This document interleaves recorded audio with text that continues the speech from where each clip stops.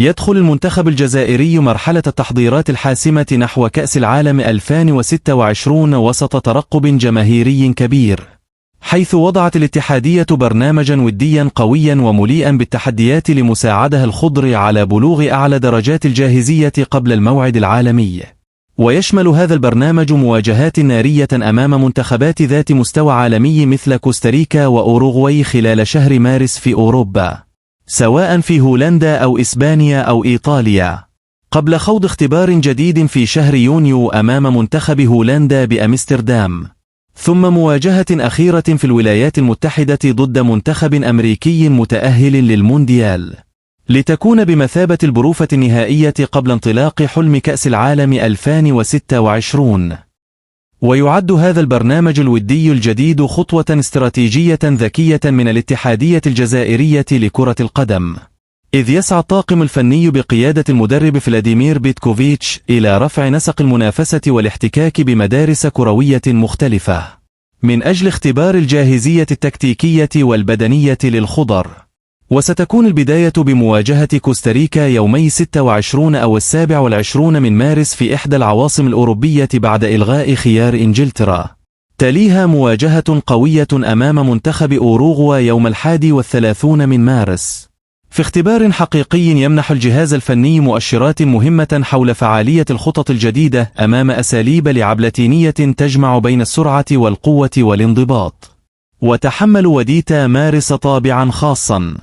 إذ ستشكلان اختبارا مزدوجا قويا للمنتخب الجزائري أمام مدارس أمريكا اللاتينية التي تتميز بالضغط العالي والهجمات المرتدة السريعة. فمنتخب كوستاريكا معروف بسرعته على الأطراف وخطورته في التحولات الهجومية، بينما يأتي منتخب أوروغواي بثقله التاريخي ونجومه البارزين مثل داروين نونيز، إضافة إلى صلابته الدفاعية وقوته الهجومية. هذه المواجهات ستمنح بيتكوفيتش فرصة ذهبية لتجربة التشكيلات الجديدة وإدماج العناصر الشابة الصاعدة مثل شياخة وتيتراوي، خاصة في ظل غياب بعض الركائز بسبب الإصابات، ما يجعل هذه المرحلة واحدة من أهم محطات بناء منتخب تنافسي قادر على تشريف الجزائر في مونديال 2026 في شهر يونيو. سيكون عشاق الخضر على موعد مع قمة أوروبية من العيار الثقيل عندما يواجه المنتخب الجزائري نظيره الهولندي في أمستردام، في مباراة تعد واحدة من أقوى محطات التحضير لكأس العالم 2026. ويعرف المنتخب الهولندي بأسلوبه الهجومي السريع والمنظم، كونه يمثل مدرسة كروية أوروبية عريقة تضم نجوما ينشطون في أكبر الأندية العالمية مثل مانشستر سيتي وبرشلونة، وهو ما يجعل هذه المواجهة اختبارا حقيقيا لقدرة الجزائر على مجاراة النسق العالي لكرة القدم الأوروبية. كما ستشكل المباراة مقياسا مهما لنجوم الخضر وعلى رأسهم رياض محرز وأمين غويري في التعامل مع ضغط الجماهير وأجواء الملاعب المعادية،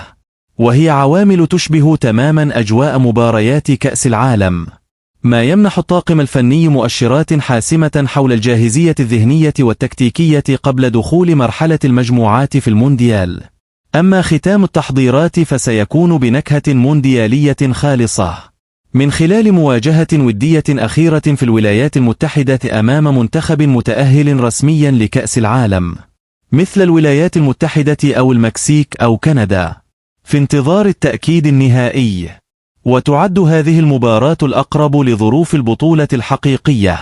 سواء من حيث المناخ أو أجواء السفر الطويل أو نسق اللعب المرتفع، وهو ما سيمنح المدرب فلاديمير بيتكوفيتش الفرصة الأخيرة لضبط التوازن بين الخطوط الدفاعية والهجومية، واختيار التشكيلة المثالية قبل خوض غمار التحدي العالمي في قارة أمريكا الشمالية.